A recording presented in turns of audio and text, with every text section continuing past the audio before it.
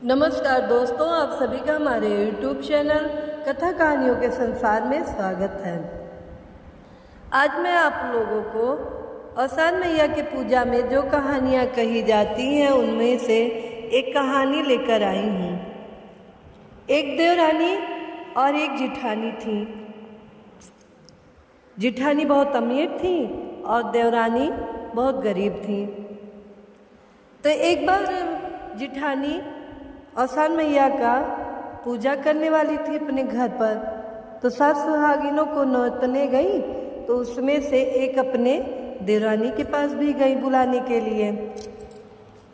तो अपने देवरानी के पास गई जिठानी, तो कही कि ऐसा है कि कल हमारे वहाँ 8 बजे आ जाना प्रसाद खाने, औसान मैया का पूजा है, लेकिन हाँ अच्छा कपड़ा पहन के आना, अच्छी साड़ी पहन के आना, हमारी बेइज्जती मत करवाना। वहाँ अच्छे घरों की औरतें आएंगी और तुम फटा और पुराना कपड़ा पहन के आओगी तो हमारी बेइज्जती होगी। और तुम जो है अच्छी साड़ी पहन के आना ताकि हमारा जो है इज्जत ना जाने पाए। अब वो कह के अपने घर चली गई। अब इधर बेचारी देवरानी जो थी बहुत परेशान हो गई, क्योंकि वो बहुत गरीब थी। उसके पास तो अच्छा कपड़ा था ही नहीं। वो उदास बैठी थी तो उसका पति आया, तो पति उसका पूछा कि क्या बात है, तुम इतना उदास क्यों बैठी हो। तो उसे सारा बात बता दिया कि दीदी आई थी, औसान मैया का पूजा कल करने वाली हैं, और जो है लेकिन कह के गई है कि तुम अच्छी साड़ी पहन के आना, फटी पुरानी साड़ी पहन के मत आना। तो उसका पति बोला कि क्या करें, हमारे पास तो पैसा भी नहीं है, नहीं तुम्हारे लिए साड़ी ला देता। चलो कोई बात नहीं, जो है वही पहन के जाना। जब हमारे पास नहीं है तो क्या पहन के जाओगी, जो है वही पहन के जाना। अब ये बेचारी देवरानी जो थी खाना बनाई, बच्चों को खिलाई, अपने पति को खिलाई, लेकिन वो खुद नहीं खाई। उसको चिंता सवार था कि क्या करें, कल क्या पहन के जाएंगे, दीदी कह के गई हैं, क्या पहन के जाएंगे, दीदी कह के गई हैं। अब वो रात भर बेचारी सोई भी नहीं, नींद भी ना आई कि क्या करेगी वो सुबह। अब जब सुबह जो है बाहर निकल के, उसको रात भर तो नींद आई नहीं थी, सुबह 4 बजे निकल के बाहर बैठी थी और यही सोच के रो रही थी। तब तक औसान मैया भाई दयालु सबकी परीक्षा लेती हैं, सबका जो है सबके मन की बात वो समझ जाती हैं। तो औसान मैया एक बुढ़िया का रूप लेके और उसके पास आई। अब बोली, क्यों रो रही हो बिटिया, अभी सुबह का टाइम है, इतना तुम बैठ के रो रही हो, क्या बात है। तो देवरानी बोली कि क्या बताए, आप क्या मेरा संकट हल लेंगी, आपको बताने से क्या फ़ायदा। तो औसान मैया कहीं कि ज़रूर बेटा, अगर कोई बात होगा, कोई समस्या होगा जो हमारे लायक होगा, उसको हम ज़रूर हल लेंगे, समस्या तुम्हारा दूर कर देंगे। तो अब जो देवरानी थी वो नहीं बताना चाह रही थी, तो कह रही है कि क्या बताए आपको, और आप भी मेरी हंसी उड़ाएंगी क्योंकि मैं बहुत गरीब हूँ। तो औसान मैया मुस्कुराई, बोली कोई बात नहीं बेटा, और तुम हमसे अपना दुख बता दो, जो भी कष्ट हो, और क्योंकि मैं औसान मैया हूँ, मैं तुम्हारा मजाक नहीं उड़ाऊंगी। जब देवरानी ने सुना कि औसान मैया आई हैं, बस उनके पैरों पे गिर पड़ी और फूट फूट के रोने लगी। कहने लगी, माँ मेरी जिठानी आई हैं, जो है आज आपका पूजा करेंगी, तो कह के गई है कि नया कपड़ा पहन के आना, और हमारे पास तो है नहीं, मैं क्या पहन के जाऊं। तो संकटा माता जो औसानी मैया थी वो मुस्कुराई, वो हाथ ऊपर की, एक बार ऊपर की तो खूब सुंदर सी साड़ी आ गई, उसको दे दी देवरानी को। फिर हाथ ऊपर की तो खूब ढेर सारा जेवर आ गया, वो उठा के दे दी। फिर एक बार हाथ उठाई तो श्रृंगार का सारा सामान आ गया, वो उठा के देवरानी को दे दी, कहीं जा बिटिया और इसको पहन के और तुम पूजा में शामिल हो जाओ। लेकिन हाँ बेटा, जब तुम वहाँ से पूजा करके आना तो अगले बृहस्पतिवार को मेरा पूजा करवा देना, सात सुहागिनों को बुला के, भूलना मत।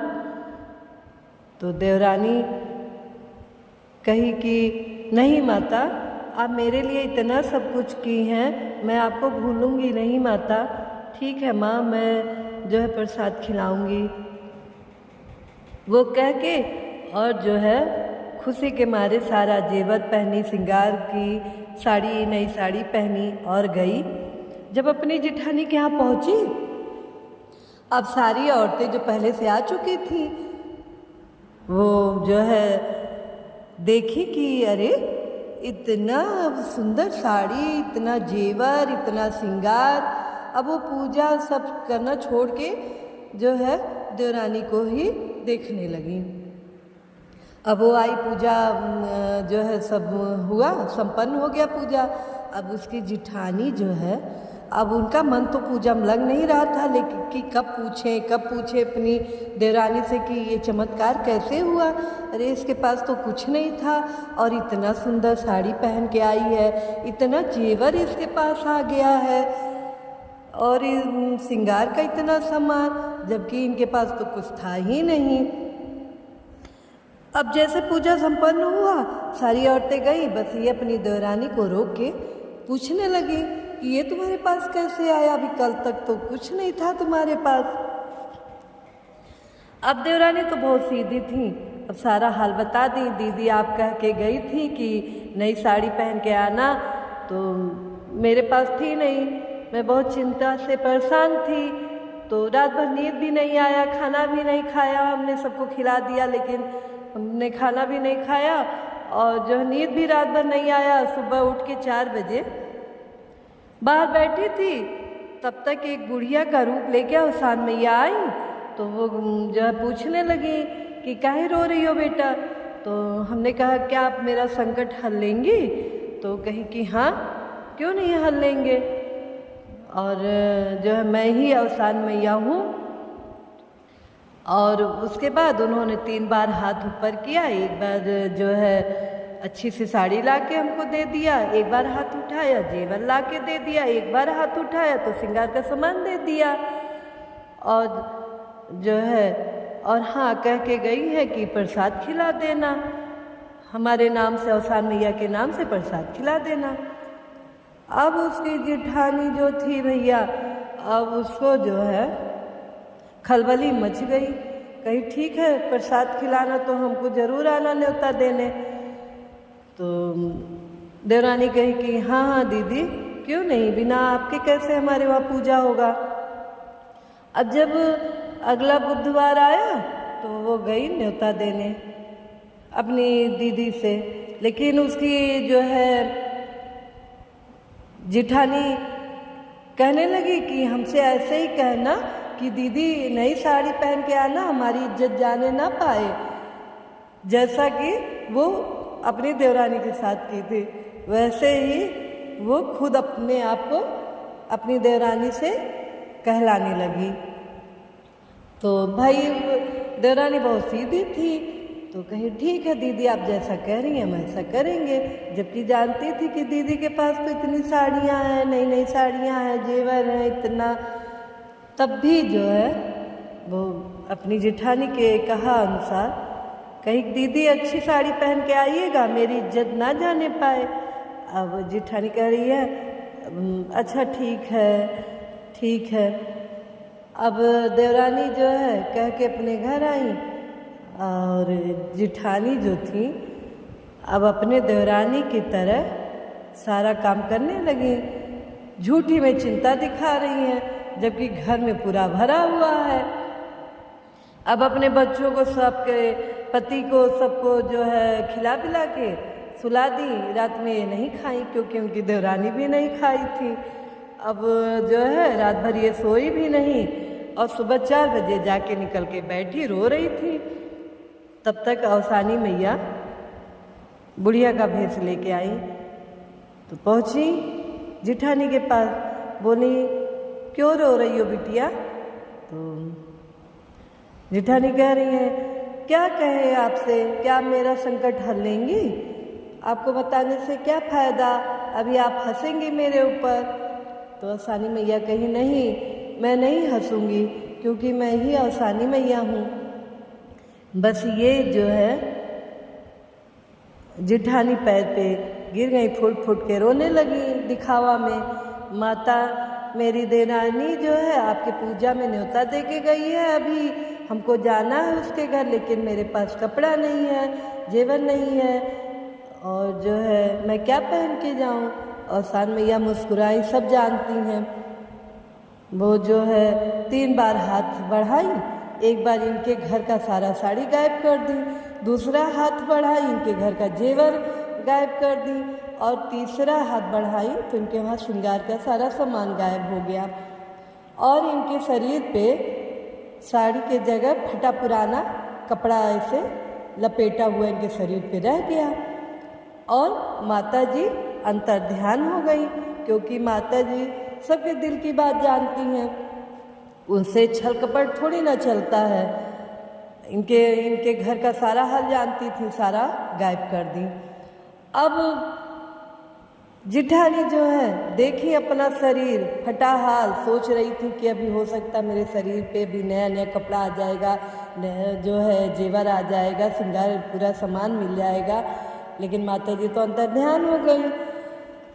अब जो है अब ये लगी रोने, घर में गई, देखी कुछ रह ही नहीं गया इनके घर में, ना कोई साड़ी, ना इनके वहाँ कोई जेवर, ना श्रृंगार का सामान। अब क्या करें, अब लगी रोने। तब अब इधर जो है देवरानी पूजा की तैयारी कर ली, अब इंतजारी कर रही हैं कि अभी हमारी दीदी तो आई नहीं है, पूजा कैसे चालू हो। तो अपने बच्चे को भेजी, जाओ और बड़ी मम्मी को बुला के ले आओ। बच्चे गए और जो है देखा कि बड़ी मम्मी फटे पुराने कपड़े में पहनी बैठी और रो रही हैं, घर में कुछ है ही नहीं। तो बच्चे आके अपनी माँ से कहे, माँ बड़ी मम्मी तो रो रही हैं, बड़ी मम्मी बहुत फटा पुराना कपड़ा पहनी है, उनके घर में तो कुछ भी नहीं रह गया है और वो खूब रो रही हैं। तो देवरानी भगी आई, बोली, दीदी ये सब क्या हो गया? तो जिठानी बताने लगी कि जैसा तुमने कहा था वैसे हमने भी सब किया। अवसान मैया आई थी तो हमने भी ऐसे ही कहा जैसे तुमने कहा था। तो देवरानी कही कि जो है दीदी, माता से छल कपट नहीं करना चाहिए, मेरे पास तो कुछ भी नहीं था, तब अवसान मैया ने दिया और आपके पास सब कुछ रहते हुए भी आपने लालच किया। आपके पास इतना सब कुछ होते हुए, जबकि माता जी कृपा से आपके पास बहुत सारा चीज़ था, तब भी आप जो है लालच कर बैठे। तो अवसान मैया सबके मन की बात जानती हैं, इसीलिए जो है सब आपका जो है घर का सामान गायब कर दिया। कोई बात नहीं है, वो माता बड़ी दयालु है अवसान मैया, वो फिर से भर देंगी। आप सच्चे दिल से अवसान मैया का पूजा करने के लिए कहिए और जो है माता आपका सारा संकट दूर कर देंगी। आप माफ़ी मांगिए अवसान मैया से। अब जिठानी जो है सच्चे दिल से अवसान मैया से माफ़ी मांगी कि हे माँ, हमने बहुत बड़ी गलती की, मेरे पास सब कुछ होते हुए भी तब भी लालच किया, इसलिए आपने उसका दंड दिया। अब जो है मुझे सब कुछ दे दीजिए माता, मैं जो है पूजा करवाऊंगी आपका। फिर जो है अब धीरे धीरे उनका सारा सामान वापस आ गया।